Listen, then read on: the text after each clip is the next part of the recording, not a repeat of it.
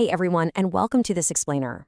If you're joining us today, you're likely part of a growing community of homeowners over 50 who are looking ahead to your next big move. And let's be real, I know firsthand that navigating today's incredibly competitive housing market can feel, well, incredibly stressful.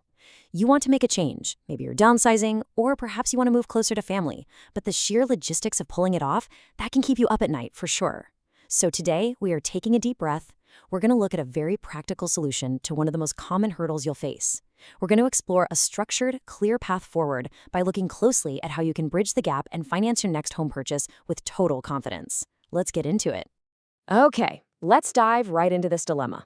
Picture this. You've been looking for months, and suddenly, boom, there it is. The perfect next home. It checks every single box on your list, right down to the exact placement of the laundry room, so you literally never have to carry a basket up the stairs again. But your stomach drops. Why? Because you haven't even listed your current home yet. This is the classic buy before you sell dilemma, and it's an incredibly heavy emotional and logistical weight to carry. I mean, nobody loves the chaos of packing and moving to begin with, but combining that with financial gymnastics? No way. You're terrified that if you wait to sell your current house, you'll lose out on this perfect new one. But buying the new one before selling the old one, that feels like walking a financial tightrope. It's a very real problem, especially when good listings simply do not stay available for long. Section 3. What is a bridge loan? The mechanical solution to timing your move. So let's smoothly transition away from the emotional stress of all that and focus entirely on the mechanics of the solution. A bridge loan is exactly what it sounds like. It's a literal financial bridge. Specifically, it's short-term financing that is secured directly by the equity you've already built up in your current home. It spans the gap between purchasing your new house and successfully selling your existing one. Now, these loans are temporary by design. Most of them last anywhere from 6 to 12 months, though in some unique cases, lenders might extend them up to 3 years. What this does is provide you with a lump sum of money up front. You can take that money, use it for your down payment and closing costs on your new home right now, and then once your old home finally sells, you simply take the proceeds from that sale and repay the bridge loan in full. Now, you might be wondering how exactly this is put together, and there isn't just one way to set this up. There are two very common bridge loan structures you should definitely be aware of. Option 1, you receive a lump sum just for the down payment on the new house, while you continue making your regular monthly payments on your existing mortgage. Option 2 takes a slightly different approach. It rolls your old mortgage entirely into the new bridge loan. This creates one larger loan that simply gets paid off in one fell swoop once your former home sells. So which one is right for you? Well, that depends entirely on your specific numbers, and a qualified lender can easily run the scenarios to help you figure out the absolute best configuration. So why even go through this whole process? Well, it comes down to one simple reality. The National Association of Realtors actually hits the nail on the head here, noting that sellers generally prefer offers without contingencies. Think about it from their side. A home sale contingency depends entirely on another transaction closing first. If a seller is staring at two identical offers, they are almost always going to favor the one that doesn't hinge on a separate, unpredictable sale succeeding. By using a bridge loan, you completely remove that contingency. You are instantly transformed into a confident, cash-in-hand buyer. In fast-moving neighborhoods, waiting to list your home first often means losing out to a buyer who just moved faster. This tool, it lets you be that faster buyer. Section 7. How the numbers work. Breaking down the equity math. I know. Real estate finance can feel a bit intimidating, but I promise you the math here is actually quite straightforward.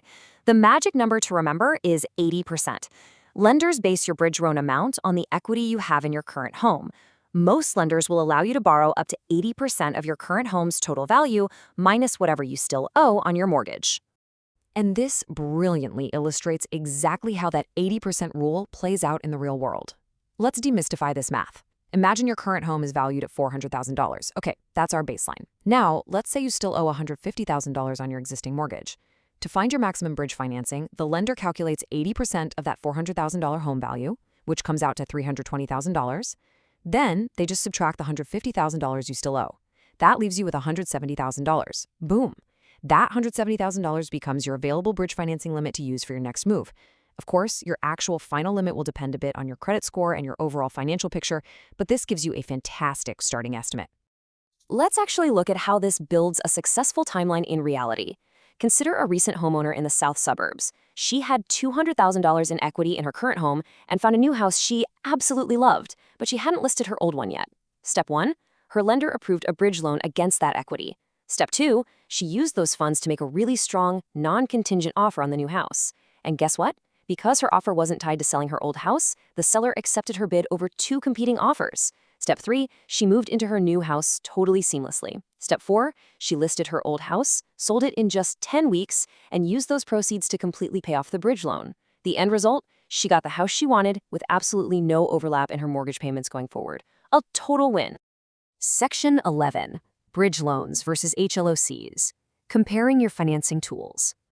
Now, what's really interesting about this slide is seeing how different tools work for different jobs. I want you to think of your financing options like a toolbox. You wouldn't use a hammer to turn a screw, right? Different financial instruments serve very different timelines and situations. As the Consumer Financial Protection Bureau notes, a HELOC, or home equity line of credit, gives you a revolving draw period rather than one lump sum. Generally, HELOCs offer lower interest rates, which is fantastic, but they can take 2 to 6 weeks to set up. If you have a sudden, immediate deadline to make an offer, that timeline might kill your deal entirely. Conversely, a bridge loan, according to Chase, can sometimes close in mere days. You're basically trading higher interest rates and origination fees for speed and simplicity. If you have months of lead time, opening a HELOC early might be brilliant. But if you have a sudden opportunity, the bridge loan is often the tool you absolutely need. Section 13. Understanding the real risks, what lenders look for, and what to watch out for. As empowering as these tools are, it's my job to make sure you're fully protected and that you understand the genuine risks involved here. First off, let's talk about qualifying. Getting a bridge loan is actually very similar to applying for a standard mortgage. Lenders aren't just handing these out like candy. They're going to review your credit score, your income, and your existing debt very carefully. As we touched on earlier, they generally want to see at least a 20% chunk of built-up equity in your current home. Furthermore, many lenders require your current home to already be listed for sale, or at the very least, they require a documented intent to list within a specific defined window of time. And here is why they are so careful, and why you must be too. This is the biggest danger, folks. If your current home doesn't sell as quickly as you anticipated, you could find yourself in a very stressful financial pinch. Imagine owing payments on your new mortgage, your bridge loan, and possibly your old mortgage, all at the exact same time. Yikes, right? That combination adds up incredibly fast and can put a severe strain on even the most comfortable retirement budget. So the crucial point is how you protect yourself against that worst-case scenario. First, look at the local average days on market for your specific neighborhood. Don't just look at broad citywide averages. Pockets of a city can move very, very differently. Next, sit down with your agent and review recent comparable sales so your pricing strategy is totally grounded in reality. Third, always build a buffer. If homes in your area are selling in 6 weeks, plan your finances as if it will take 3 months. Better safe than sorry. Finally, since bridge loans are often offered by specialized lenders rather than traditional banks, you absolutely must verify their credentials. In Illinois, for example, you can check a lender's license via the Illinois Department of Financial and Professional Regulation. Taking just 5 minutes to verify a license can save you from working with a poorly regulated lender during a highly stressful transaction. Section 17. Planning your next steps. Building the right transition plan for your future. As we zoom out for a second, we really have to remember that financing is just one piece of the puzzle. For those of us over 50, things like capital gains taxes can also heavily influence whether you should sell quickly or maybe take your time. The most important takeaway from all of this is that there is literally no single right answer. A senior real estate specialist will tell you that the goal is always finding a choice that fits your actual real-life situation, not just what sounds the fastest on a piece of paper. Whether you choose a traditional contingent offer, set up a HELOC months in advance, or utilize the blazing speed of a bridge loan, the right tool depends entirely on your unique equity, your specific timeline, and the current competitiveness of your local market. So I leave you with this question to ponder. What financing path best fits your moving timeline and your equity? You really don't have to figure this out alone. I highly encourage you to explore the free resource library available on the Homeowners 50 Plus page. It's completely packed with practical guides covering everything from downsizing to care alternatives, all designed to empower you to make these big decisions with total confidence and zero pressure. Think about your next chapter for a second.